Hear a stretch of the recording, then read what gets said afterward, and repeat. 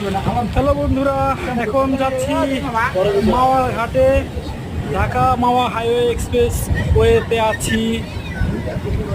আমাদের ঢাকা মাওয়া হাইওয়েতে ওয়েদারটা খুবই তেমন ভালো ছিল না, বৃষ্টি ছিল।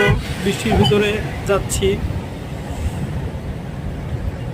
তোমরা দেখো, বৃষ্টি হচ্ছে, বৃষ্টির ভিতরে গাড়ি চলতেছে।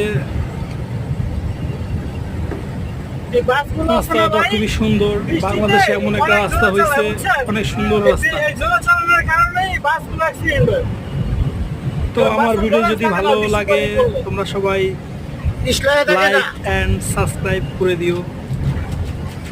থ্যাংক ইউ বন্ধুরা। তোমাদের সাথে আবার নতুন ভিডিও নিয়ে হাজির হব।